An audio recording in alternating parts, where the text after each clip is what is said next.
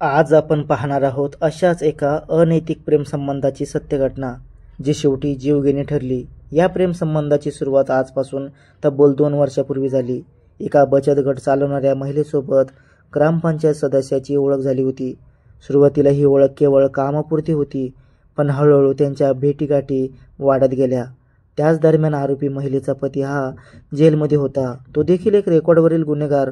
पती तुरुंगात असताना ती पूर्णपणे एकटी पडली होती, आर्थिक अडचणीमध्ये जगत होती आणि याचवेळी ग्रामपंचायत सदस्याने तिला मदतीचा हात दिला। आर्थिक मदत देताना त्याच्या नजरेत संवादात एक वेगळी जवळीक निर्माण होत गेली। हे नातं हळूहळू सीमारेषा ओलांडू लागलं आणि शेवटी एक अनैतिक प्रेमसंबंध जन्माला आला। त्यांच्या प्रेमाचं हे नातं सुरुवातीला दोघांसाठीही एक आश्रय ठरलं, पण जसजसं काळ पुढे सरकत गेला तसतशी या नात्यात तणाव, अपेक्षा आणि असुरक्षितता वाढू लागली। आणि या तुटलेल्या विश्वासाचं शेवटचं रूप काय असेल हे कोणालाही ठाऊक नव्हतं। दरम्यान पोलीस चौकशीत आरोपी महिलेने एक खळबळजनक खुलासा केला। तिच्या म्हणण्यानुसार, हो, त्याने मला आर्थिक मदत केली होती, पण हाच उपकार नंतर त्याने माझ्यावरील दबावाचं आणि शोषणाचं हत्यार केलं। या मदतीचा आधार घेत त्याने मला स्वतःच्या इच्छेविरुद्ध त्याच्यासोबत राहण्यास भाग पाडलं। तिच्या पतीला तुरुंगात पाठवल्यानंतर ती एकटीच होती, एकटी स्त्री, भोवतालचं समाजाचं दडपण आणि वर एक असा पुरुष ज्याने मदतीच्या नावाखाली तिचा विश्वासच गिळकृत केला। पोलिसांना दिलेल्या जबाबात आरोपी लक्ष्मीने सांगितले की लखनने माझे अश्लील व्हिडिओ गुपचूप शूट केले होते। ते व्हिडिओ व्हायरल करण्याची धमकी देत त्याने वारंवार माझ्यावर शारीरिक संबंध ठेवण्यासाठी जबरदस्ती केली। मी नकार देण्याचा प्रयत्न केला, पण त्याच्या धमक्यामुळे मी गप्प बसले।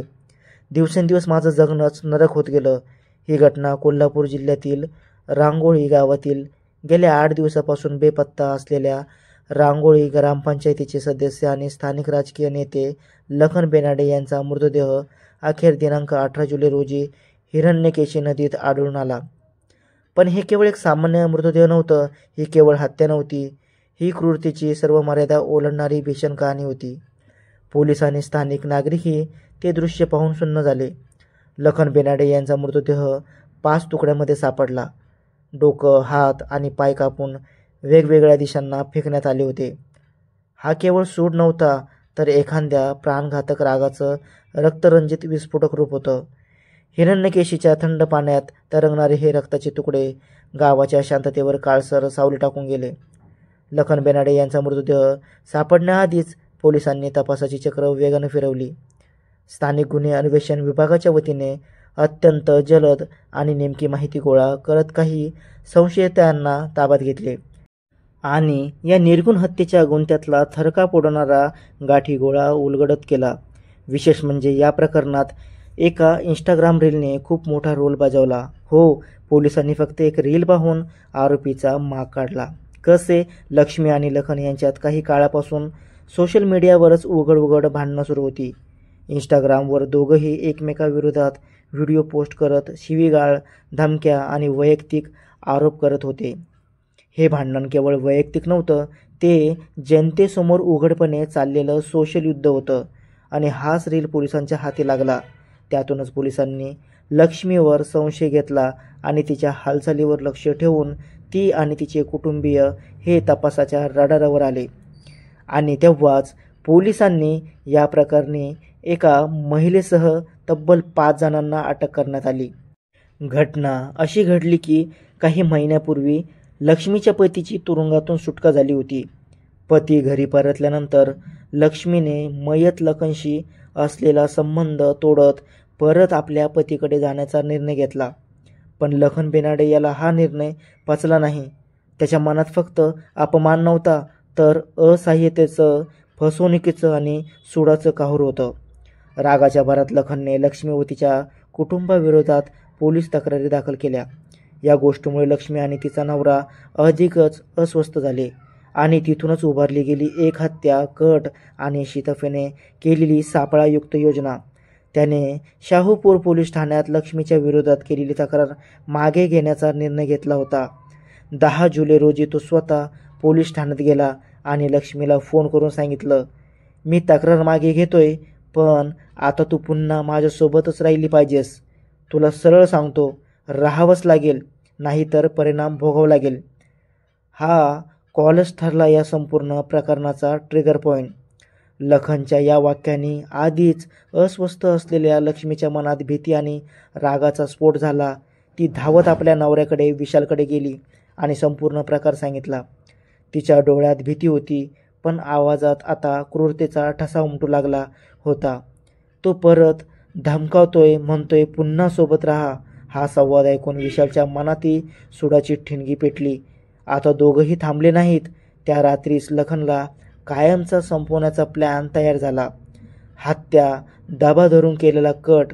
10 जुलैच्या संध्याकाळी जेव्हा लखन पोलीस ठाण्यातून बाहेर पडला तेव्हा त्याला अजिबात कल्पना नव्हती की त्याचा मृत्यू काही पावलावर दाबा धरून थांबलेला आहे. सायबर चौक गर्दीतलं ठिकाण, इथेच लक्ष्मी, तिचा पती विशाल आणि त्याच्या साथीदारांनी दाबा धरून बसले होते. लखनचा चेहरा दिसताच त्यांनी त्याच्यावर अचानक हल्ला चढवला. हल्ला सुचवलेला नव्हता, तो पूर्ण नियोजनबद्ध होता. जसा सुडाची धग मनात पेटत गेली होती तसाच या हल्ल्याचा दाह त्या संध्याकाळी रस्त्यावर उमटला. 10 जुलैच्या संध्याकाळी लखन जेव्हा शाहू टोल नाकाजवळ पोहोचला तेव्हाच त्या टप्प्यावर त्याच्या आयुष्याचा शेवट दाबा धरून उभा होता. लक्ष्मी, विशाल आणि त्याच्या साथीदारांनी लखनला तिथेच अडवलं. त्याला विरोध करण्याची संधी न देता जबरदस्तीने तवेरा गाडीत ओढून घेण्यात आलं. गाडीत बसल्यावरच लखनवर बेधडक मारहाण सुरू झाली. मुठ्ठी, लाथा, शस्त्रांनी त्याच्यावर प्रहार करत त्याचं शरीर, मन आणि आत्मा एकाच वेळी ठेचून काढण्यात आला. गाडी आता संकेश्वर गावाजवळ आली आणि तिथेच एका अंधाऱ्या आणि सुनसान ठिकाणी लखनचा जीव घेण्यात आला. मात्र इथंही गुन्हेगार थांबले नाहीत. हत्या झाल्यानंतरही त्यांनी मृत्यूच्या सन्मानाचंही भान ठेवलं नाही. तेच वाहन, तेच नराधमी, त्याच तवेरा गाडीत लखनच्या मृतदेहाचे 5 तुकडे करण्यात आले. डोकं, हात, पाय, नंतर हे सगळे तुकडे आणि हत्येसाठी वापरलेली हत्यार एका पोत्यात भरून थेट हिरण्यकेशी नदीत फेकून दिली. पोलिसांचा तपास सुरू, पण सुरुवात एका तक्रारीने. लखन 2 दिवस घरी परतलाच नाही. घरच्यांनी त्याच्या बेपत्तेची तक्रार पोलीस ठाण्यात नोंदवली.